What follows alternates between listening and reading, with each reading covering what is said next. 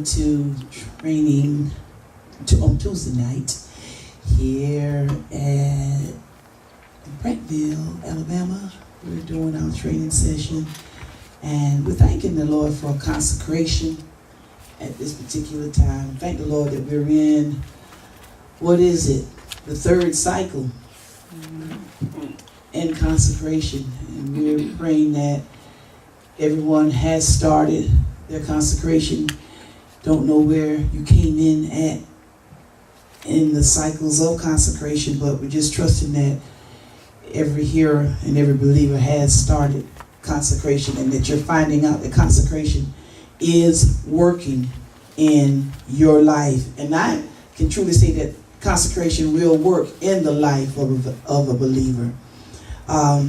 Since we're in the cycle 3 of consecration, the last step is what I want to talk about going into the third cycle, because there could be no reinvention, no facing forward, no moving forward, and no being you who are able to be yourself without the putting off. As I began to look at steps 9 through 12, Step 12 says, be yourself. This is saying that you have come into something after the 3 steps prior, because it is still yet a part of the process. And as I looked at steps 9 through 12, I went back up to step 8 in the last cycle, the last step in cycle 2 that we just completed. But it says, put off the old, let it go. You can't. And I had to go all the way down to step 12 to say, be yourself. It's going to take us, before the reinvention and before us really being able to move forward and to face forward, to become who we really need to be and who we should be. We're going to find out that you have to be willing to let some things go. I don't know why I have to go back to this, but there are some things that's on the inside of the believers that you're not willing to let go, but you're going to have to be able to let that go before you can be who, this consecration is designed to make you be. There are some things that the believers still have on. And I'm not saying that you were able to, let everything go, but if we are willing to follow the steps of consecration, then we have to be willing to do each step to the best of our ability, and then to turn around and ask God, you enable me to do what it is I can't do. You bring back up in me what it is I need to do and what it is I need to let go of, so that I would be able to reinvent myself. But I can't be the true me until I let go some of the stuff that's in me. I can't be the true me until I'm able to come to truth with what's in me that's keeping me from being my real self. So my question to you on tonight, without an answer, is you should be able to ask yourself, who am I? Who am I? And this is not a generic question, but this is a question that should take you down into the depth of your being.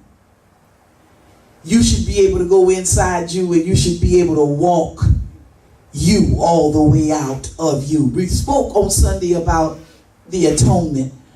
And before you can be at one with God, you're going to have to be at one with yourself.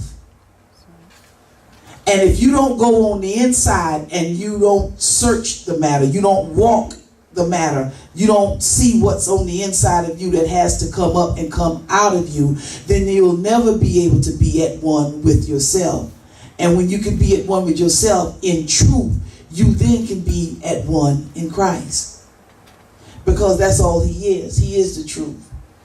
And for us to be able to reinvent ourselves, we're going to have to be able to first deal with ourselves. I keep hitting it, and I cannot leave it alone, because this is key. Truth. Truth. Truth. The verse says in the Bible, it says, hide not thyself from thine own flesh. Stop telling yourself that you're better than what you really are. I'm not saying that you are a better person, but that you are all right, when there are things that's on the inside that makes you not all right. You can't be all right, but we can't harbor what's on the inside of us and walk and live every day like it's not. You walk in the effect of what it is you live with. And it's much more difficult for you to walk pretending like you're all right when you're not. You have to always remember in those places, who you're supposed to be, what you're supposed to be doing. I mean, you got to remember who you're in front of and how you're supposed to act in front of that person. But if you would just, in order to be able to be you, in order to be able to get the help that you need, in order to be able, because consecration will bring you in to communion. It'll bring you into the place where you're able to be in fellowship with Christ. Don't take any of these steps of consecration lightly. Don't do it, because each one of them serves its purpose. If we will all work the steps, you will find out that the steps will work. What will it work? It will work me. I make it personal. It'll work me out of me. I had the privilege on the day to speak with my accountability partner, and I was saying that me and my daughter, we had a conversation, and she was saying to me that, in the church world, she said, whenever I was pastoring, she said I was in control. I was a controller, basically. But then I'm like, you calling me a control freak? You said I was a control freak? Well, no, but I have to say what I hear based on what you're saying to me, so I will have the understanding. It's not wrong for me. It's not wrong for you to say what it is you want to say, and it's not wrong for me to get the understanding that I need, that I would be able to give you the right response. But I could take what she said into me, and then when I went inside, I was able to remember all the places in the record, remember the people, and I could agree. But what I was agreeing with was this simple fact. I was who I was to them at that particular time based on what it was they presented to me as their need. I don't take that back, but I am so glad that this day, this time, consecration, you can breathe. I promise you, you can change. You can really change if you would work the steps of consecration. What she was saying to me concerning control and my life living now, coming out of that particular, that particular type of being able to be pastoring and over people. Today, it's a whosoever will. So you're free to go into consecration and to be able, but see, now nobody has to come now and come inside this place and put on and be something that they're not. You're free to come in and you're free to be yourself, whatever yourself is. Don't come in and be locked up trying to be somebody or something that you're not. You're free to be yourself. But the greatest release is that you will free yourself from being something other than what you are. There can be no reinvention, but you will have to be able to reinvent yourself. But there'll be no reinvention without being able to let go of what's on the inside that's not producing what you want people to dress up what you dress up for, and you want people to believe that they see on the outside. I like this third cycle because this gives each believer the opportunity to be able to move. You're not going to move by my word. You're not going to be able to move because I got to push you. You're going to be able to move from your being willing to face yourself. And there's some things that's on the inside of us.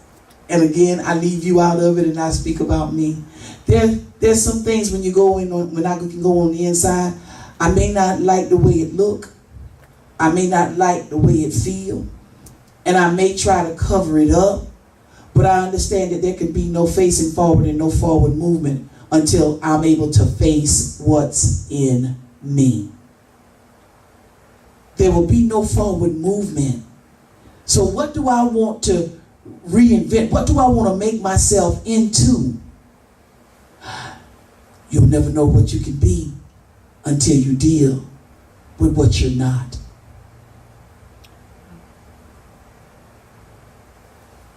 We have made ourselves believe that we're all right. And we're not. But that's why consecration is so important. Consecration is designed to make us face what's not all right so that we can be healed, we can be whole. The program itself, it will work if you work the program. And what's so good about this consecration is that this is the first 30 days. Guess what? We got 11 more months of 30 days because we're going to work it for a year. We're going to work it for a year. Ooh, what's really good about it is that the month of April, this is the month that we started.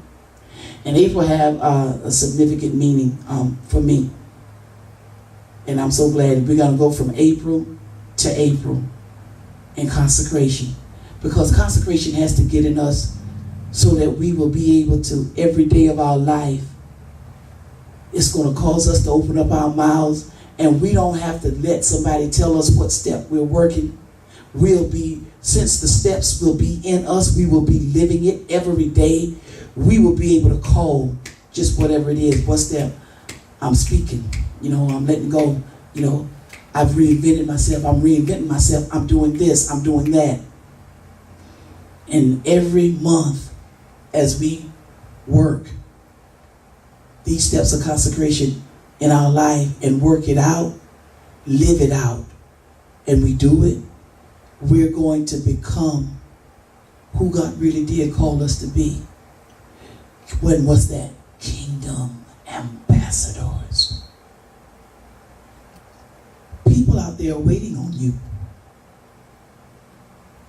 But we're so grateful that we have the opportunity to come in and get what we need so that we'll be equipped to be able to give them what it is they have need of. Take care of yourself. That's what we dealt with on Sunday.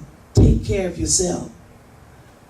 For so long we can tell everybody what they need to hear, and we can tell them what's good for them, but we have not taken in what we needed to hear ourselves and then found out that it would be good for us. That's why sometimes you have to open up your mouth. You have to speak. Because in your speaking, you have to be able to hear what you're saying. And sometimes what you're giving to somebody else, it comes back into you. And you find out like, oh my goodness, I said that to him, but thank you, Jesus. I needed that too. But if you forever keep your mouth shut and think that it is all right to remain silent, then you'll never be able to grow. Your faith in who you are and who he is in you, it can never increase. And everybody wants to do a work, but it's a greater work. And the greatest work is for us to be worked on so that everything that's in us that's not like him can be worked out. In the reinventing of myself, if I was to make myself what I wanted to be, then there's still an opportunity that there's some things that I would not let go. And I would not be able to face forward or to move forward. I don't want anybody to really, well, I can't say what I want for you, but we should not want to stay where we are and be able to see what we want and yet can't move towards it to get it. Everybody wants more than what they have now, but how do you get to what you want? How do you get to what it is you can see by faith that you want? How do you move towards it? The scripture that I was coming from in this on tonight was coming out of Deuteronomy, the 2nd chapter and the 3rd verse.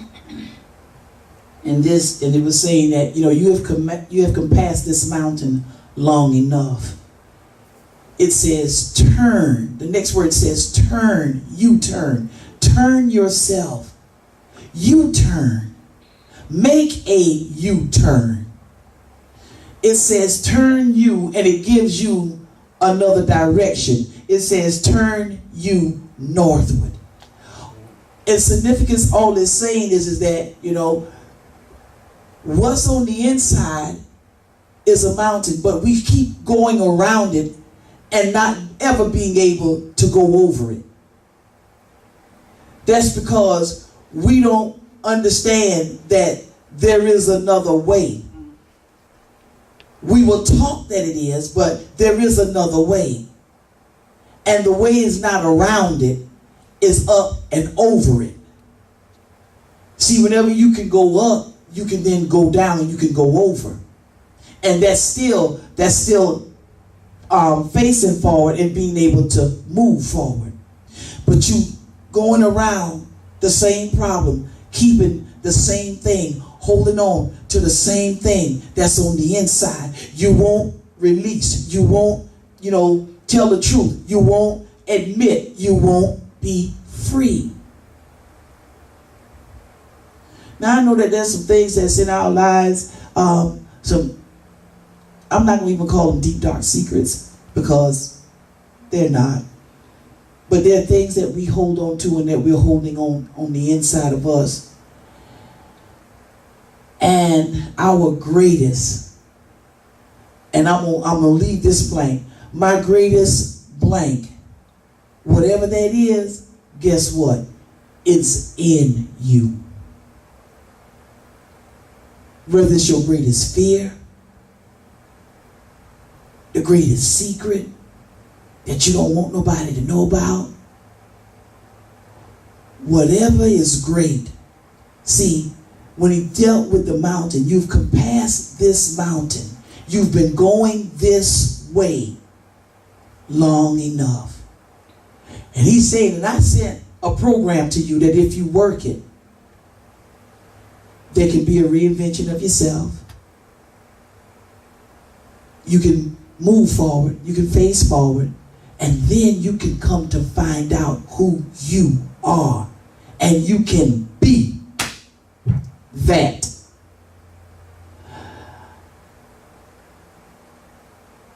Have you ever had a lie? Have you ever known something that you were holding on that you felt if you was to tell it, you didn't know what the repercussions would be, but yet there came a day and a time that you had to tell. You were still given the opportunity and, to speak, and you had to tell that thing, and you chose. You made up your mind.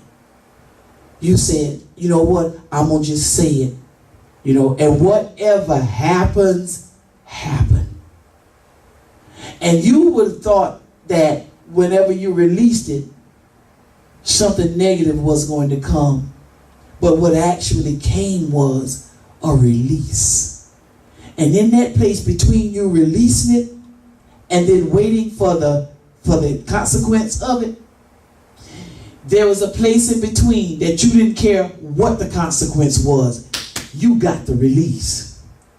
And it was a burden. It was a weight that was lifted. And I don't care what now I had to face. I'm free. I'm free.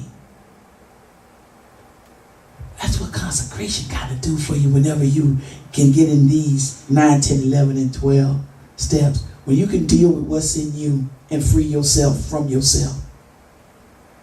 And stop hiding yourself because of what you hide and what's on the inside that you won't admit. Stop committing to remain hidden and to commit to keep those things hidden in you while knowing that all I have to do is to deal with it within myself in truth and I can be free. Don't you want to see who you are for real? Don't you want to really see who you are? Not who you made yourself to be?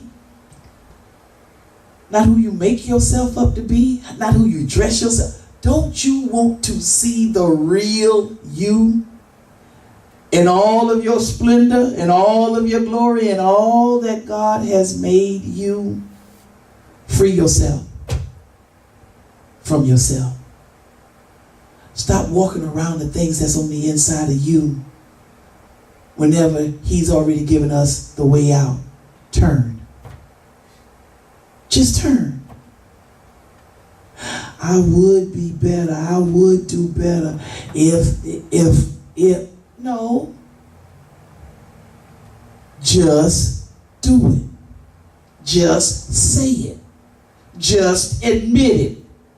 See, the just shall live by his faith. Somebody better say amen. Amen. Just do it. Just do it. In my closing, I would say this. It is more difficult to live in a bottle and being bottled up and having things bottled up on the inside that's cancerous, that's just spreading throughout your being and weighting you down. It's so much more difficult to live that way than to just do it and be free, than to just admit it, just to be able to release it.